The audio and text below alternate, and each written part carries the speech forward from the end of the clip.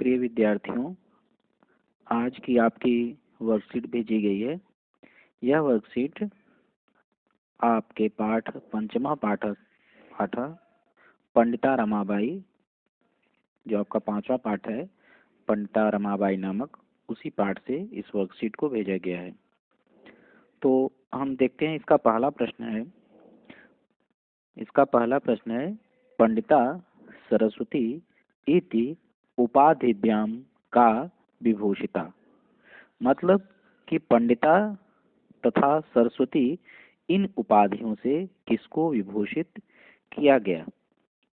तो इसका उत्तर क्या होगा? जब हम पाठ को एक बार उसकी कहानी समझ लेंगे तो हमें पता चलेगा कि पंडिता और सरस्वती इन उपाधियों से रमाबाई को विभूषित किया गया। इसीलिए रमाबाई को पंडिता रमाबाई कहा जाता है, जैसा कि आपके पाठ का नाम भी दिया गया है।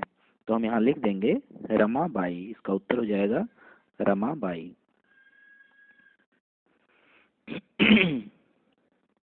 रमाबाई। ठीक। दूसरा प्रश्न है रमा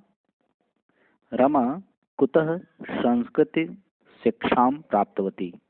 रमा ने किससे संस्कृत की शिक्षा प्राप्त की? जैसा कि पाठ से विदित होता है कि रमा ने स्त्रियों की शिक्षा के लिए बहुत ही संघर्ष किया। तो उसके बाद स्त्रियों की शिक्षा प्रचलन में आई, तो रमा को किसने शिक्षित किया? क्योंकि उस समय तो स्त्रियों की शिक्षा हो नहीं रही थी। तो रमा को उनकी माता के द्वारा शिक्षा प्राप्त हुई थी। और उनकी माता को कैसे शिक्षा प्राप्त हुई थी? उनके पिता के द्वारा प्राप्त हुई थी। ठीक। तो रमा को उनकी माता के द्वारा शिक्षा प्राप्त हुई थी। तो यहाँ पर इसका उत्तर हो जाएगा स्वमातु। रमा स्वमातु संस्कृत शिक्षा प्राप्त वती। तो कुतः की जगह पे हम क्या लिख देंगे?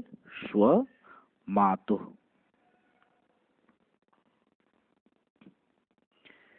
तीसरा प्रश्न है रमाबाई केन सह विवाहम अकरोत्। रमाबाई ने केन सह किसके साथ विवाहम अकरोत्, किसके साथ विवाह किया?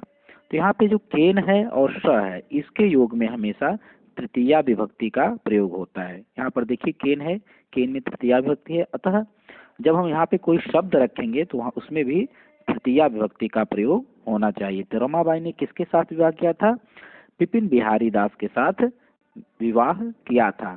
तो यहाँ पे हो जाएगा विपिन बिहारी दासेन। उत्तर में हो जाएगा विपिन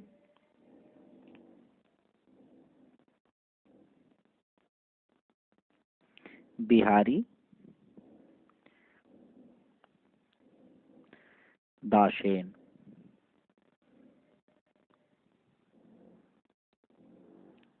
मतलब विपिन बिहारी दास के साथ इन्होंने विवाह किया था। इसके बाद है चौथा प्रश्न है काशाम शिक्षाय रमाबाई स्वकीयम जीवनम अर्पितवती। किसकी शिक्षा के लिए रमाबाई ने स्वकीयम मतलब अपना जीवन, स्वकीयम जीवनम अपना जीवन अर्पित किया। किसकी शिक्षा के लिए अर्पित किया? नारी राम मतलब स्त्रियों की शिक्षा के लिए स्त्री राम भी कह सकते हैं और नारी राम भी कह सकते हैं। तो नारी राम स्त्रियों की शिक्षा के लिए षष्ठी विभक्ति का बहुवचन होगा। ठीक। तो स्त्री राम ये भी षष्ठी विभक्ति का बहुवचन हुआ, नारी राम यह भी षष्ठी विभक्ति का बहुवचन हुआ। तो षष्ठी विभक्ति जो होती है वह संबंध कारक होती है। यहाँ पे हम लिख देंगे नारी राम।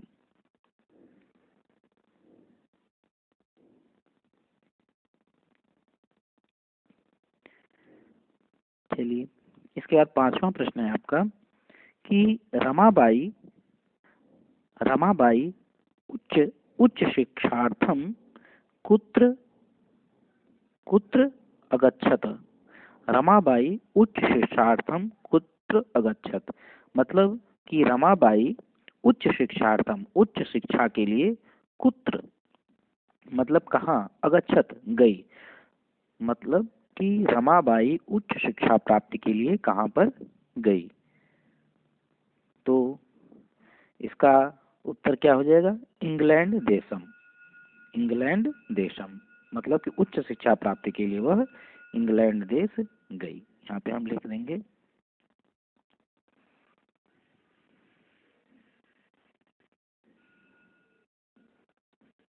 इंग्लैंड देशम।